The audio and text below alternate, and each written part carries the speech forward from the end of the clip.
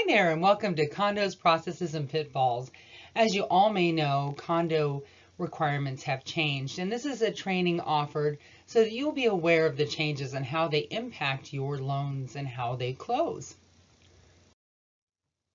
We're going to start with agency and conventional condo review types. Agency products allow a limited review. A limited review is ideal because you only have to have the questions on the limited condo review answered, which can be done by an underwriter via source documents on the condo project, and the insurance. You also have the ability to have a waiver for a condo approval if the project is less than 4 units in the condo complex, it's an established condo project that has no shared walls, or it's a planned unit development, often spoken as townhouse. Townhouse is actually a style of construction, and it is not necessarily a PUD. A PUD will be delineated by having a lot number in the legal description. What type of properties are available for this limited condo review, or the golden ticket? 90% loan to value on principal residences, 75% for second home and investment. Agency products allow for a full lender condo review as well. A full lender condo review will require a lot more documents. When you're working with the seller, please have that seller get all condo documentation, including a full condo questionnaire. I have a sample in the presentation. Documentation required is the insurance, the findings for the borrower, AUS, appraisal, budget. If it's a new condo construction, there are some additional items that need to be met, like a pre-sale form. Conventional loans, things to watch out for. Fannie Mae and Freddie Mac changes. Limited condo reviews are still available. However, CPM must be checked on Fannie Mae's system, and it may require additional documentation, meaning that if something has been a claim against this project, Fannie Mae may know about it, and it has nothing to do with the actual documentation that you have in the file at this time, so it may need to be addressed. There are some additional temporary requirements regarding deferred maintenance that I will go into further a little while later. Other items to note: limited questionnaires are not mandatory, but can be required if the underwriter requires it at a discretion if they have a conflict in the information between the appraisal and the actual HOA questionnaire, or if there's some type of question. Additional information is found in the file itself, and the coverage must be, if walls in is not included in the CC&Rs, it must be at least 20% of the appraised value for the walls in replacement in the event of a fire. Agency products, things to consider. Loan will be not eligible for a limited review if it's not complete. So new projects require a full review. Florida, there's a lot of special requirements for, and that's one of the new enhancements. So we'll go into it a little bit later, but it does require a full approval. Sometimes the answers on the limited condo review may make the loan ineligible. If the property has litigation, has daily or weekly rentals, on-site management, or insurance that doesn't have officer coverage, or it has a blanket policy for multiple associations, additional information may be required. Cost of obtaining the limited HOA certificate and insurance and the full HOA cert and package can be quite costly. Limited condo questionnaire, things to consider. In the last 6 months, has any of the HOA meetings, have there been any rumors that there's deferred maintenance or construction issues that might construe a significant safety or soundness or a structural integrity issue? Anything that could affect the health and safety of the project that has been even in rumors in the minutes of the meetings, that is something that they're really looking at because of what's happened in Florida and that horrible accident. Are there any special assessments? Is there going to be a financial obligation for our consumer? Are there any reports in the last 5 years that identify this deferred maintenance piece? Is the project 100% complete? Is it subject to additional phasing? Has it been transferred to the unit owners? These are all things that you need to consider when doing a limited condo review. Oftentimes, it will tell you if you have to go to a full. On a full review, no more than 50% of the total units in the project may be more than 60 days delinquent on the HOA dues. This can blow out some of your HOAs, especially if we get into any type of recession and people are not able to make the payments. You must review the HOA projected budget as well and determine if it has adequate reserves from that reserve study so that they can replace those items. Unit owners must have sole ownership interest and rights to use the project's facilities and common elements and limited common elements with some exceptions. They can't really be required to buy into a association that has nothing to do with the project itself. Be aware, condo hotels and timeshare properties are not eligible for conventional condo approval. No more than 10% of the ownership can be to one person, and they actually have some specific guidelines depending on how big the project is. For investment property transactions, in an established project, at least 50% of the total units of the project must be conveyed to as principal residence or second home.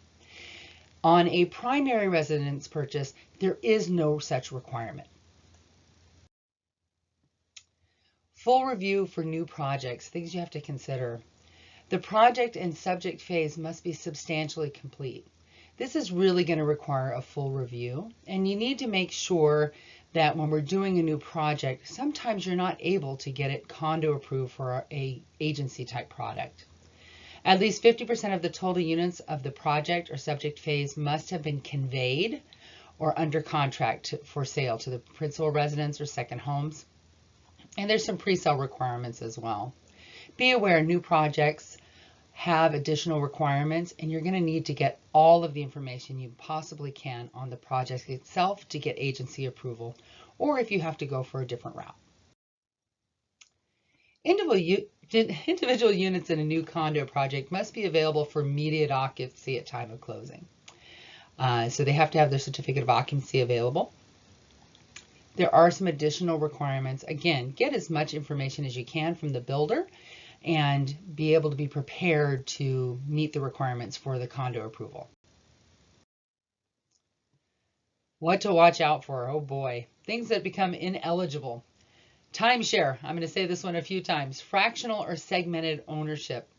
New projects where excessive concessions are paid by the builder, seller, or other interested party. We're not seeing that in this market. However, in the past that has happened. And those concessions or contributions, when they breach that line from concession to contribution, depends on your loan to value and your how much they're putting down. Any project that permits a superiority of a lien, like a PACE or any other type of lien that will actually take precedence of the mortgage, they're not going to be eligible. Nope, no houseboats are allowed. Along that lines, you can't be required, like I mentioned earlier, to pay for outside fees of a country club that's an offsite membership. All fees for the HOA must be going to maintaining the HOA itself and the property and its improvements. Projects that are solely intended for the care of the elderly or the disabled. Live, work, or partial commercial space that exceeds 35% of the total square footage. We do see live, work condos, and they are totally fine to do. You just have to make sure that they don't exceed this portion of the total square footage of the units. Projects where one entity owns more than 2 units in a complex of less than 20 or more than 20% over 21 units in the project. Again, they're looking for somebody who could have undue influence over what the whole project does. Structural litigation of the homeowners and builders that impacts the health and safety and is not yet resolved. Those things may all be ineligible for an agency product. Forms. So here is the full condo cert form. And this is a generic one. If you're going to be getting them, if you're working with the seller or if you know that you're getting into contract on a condo, This is the form to get because it can be used by all of the lenders. It answers all of the questions. Some jumbo lenders have a couple additional questions, and this document will cost you some money to get filled out by the homeowners association. Some of them will not receive electronic payment. They'll only receive a check, and they'll put you in queue, and they could take 7 to 10 days for them to complete this HOA form. So please be prepared for your timeline. Hopefully the seller has already gotten it. Here are some temporary requirements due to the impact. Fannie Mae and Freddie Mac have issued temporary requirements regarding special assessments and deferred maintenance. Deferred maintenance can have a big impact if the property hasn't been taken care of, and we're concerned about the health and safety of the people who are going to live in the project, in the property. So there's some information here, and I'm going to give you the slides so that you can look at the videos and kind of understand what they're looking for. I'm going to mention this deferred maintenance a few times because it's a real hot button right now. Here's the lender letter regarding the deferred maintenance and unsafe conditions. Again, things that they have not repaired that could impact health and safety of the occupants.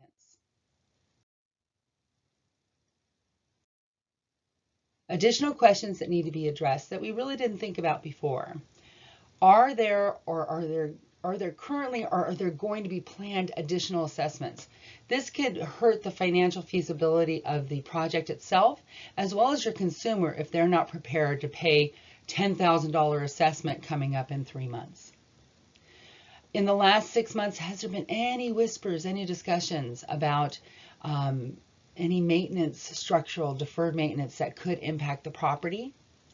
Are there any engineering reports or any type of reports that need to be presented that have been done in the last 5 years? Those are the kind of things that we're going to ask the HOA because we want to make sure that we're not putting a consumer at risk.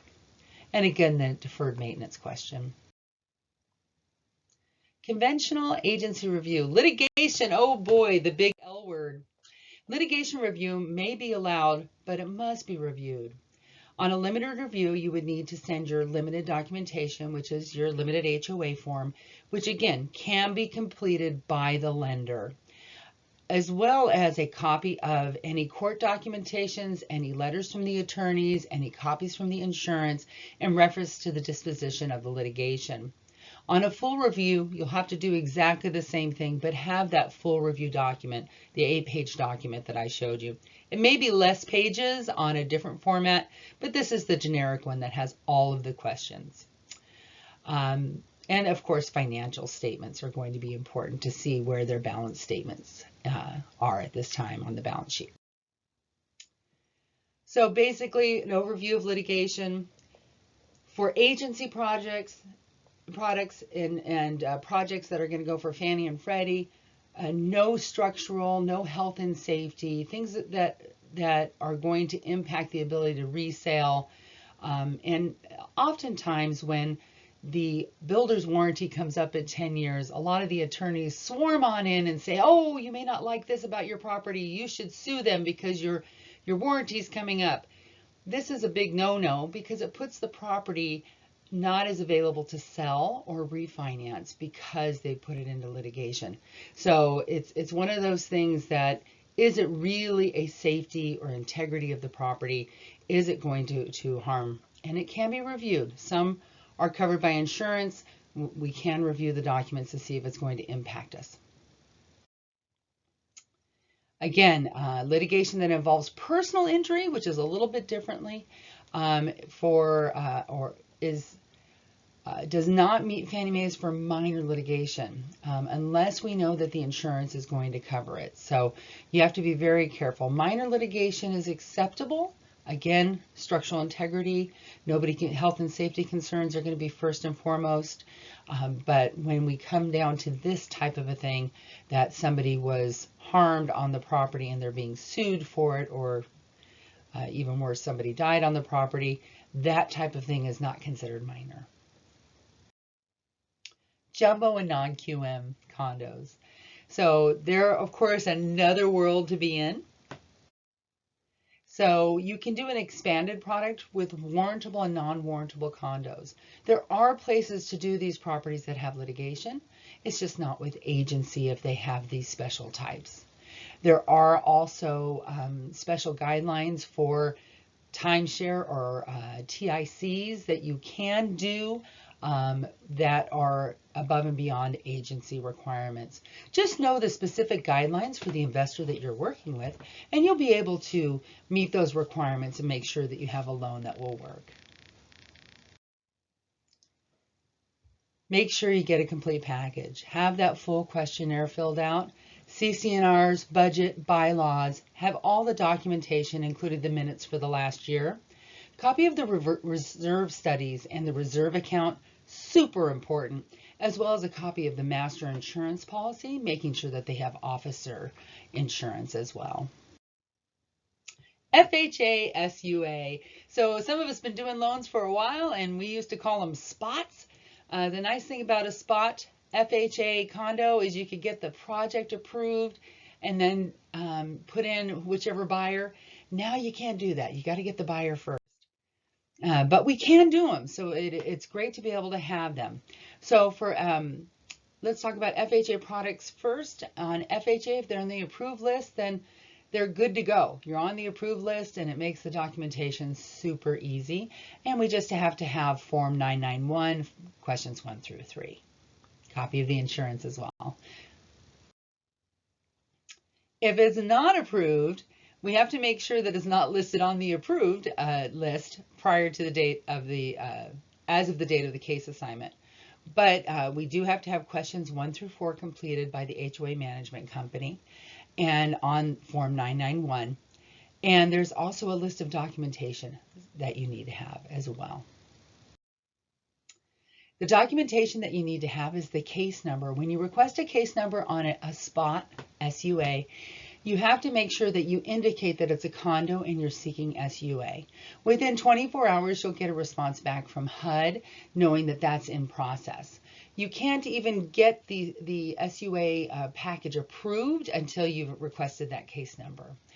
You have to have a borrower, so you have to have an AUS total scorecard with an approved eligible, and certificates of insurance, master insurance, and walls in. CC&Rs, budget, bylaws, articles of incorporation, most recent financial, balance sheet, all the standard stuff. And then you also have to have the prior year's operating statement to make sure that they are operating properly. What do you watch out for when you're doing a SUA? Well, the documentation request is super important. You need to have all of that documentation. You must have a buyer. You can't get the project approved prior to actually having a consumer. Reserves must be in a separate banking account from the operating account. Occupancy, owner occupancy must be greater than 50%. And of course, you're doing FHA, so it's owner occupied. Insurance coverage must have specific amounts for officer coverage based on the annual assessments and reserve account. And no, there's often a cost associated with getting this documentation. So the most you can get from the seller prior to on these purchases will really help you. FHA single unit approval requirements. Max LTV is 96.5. If you have to do a manual underwrite, which you are able to do, your max loan to value is going to be 90. Must have a certificate of occupancy for the project. Project has to be at least 5 units or more. It can't be a manufactured home project, and it can't be a co-op or a condo hotel. So FHA single unit approval requirements, you can't have any mandatory pooling agreements. Again, that's more like the co-op system. It can't be a timeshare, segmented ownership, not a multi-dwelling, more than one dwelling per condo unit, like a duplex type situation. No houseboats again, not a continuing care facility, and not located in the coastal barrier system's location. Owner occupancy, again, 50% of the total units, and the legal documents must be recorded in accordance with the state and local law. It must be conveyed to the homeowners association owners. It can't be by the builder. that they have sufficient funds, which I think I already covered. We already went over the reserve account and that we can't have more than 15% of total units that are in arrears. That's very important. No financial distress event involving the condominium association or the builder within the past 3 years. If there's more than 20 units, fidelity insurance for all officers, directors, and employees must be part of their insurance. And this is a very specific requirement. Normally, those larger projects are well aware of that and they already have that insurance. Here's what the PRMG form looks for the checklist and for the SUA, which is a standard documentation list. VA condos, woohoo! It's easy. They have to be on the VA approved list. So I have the link right here, and again, you're going to be getting these slides. They must be on the VA approved list in order to do a condo for VA. And this is a little difficult sometimes because not all condo projects are VA approved. USDA condos have a little bit more options for you. The units in the condominium projects are eligible if they have FHA, Fannie Mae, or Freddie, or VA approval. So basically, if there aren't any of those approved lists, they're good to go for USDA. Usually on USDA, we do not see a lot of condos for that type of project, but you never know. I'm TJ Roberts with PRMG, and I really hope that you found this information helpful. And I'm going to go ahead and give you the slides and let me know if you have any questions. My number is 408-802-8522, or you can email me at tjroberts@prmg.net. Thanks for your attendance. I hope you find this information valuable.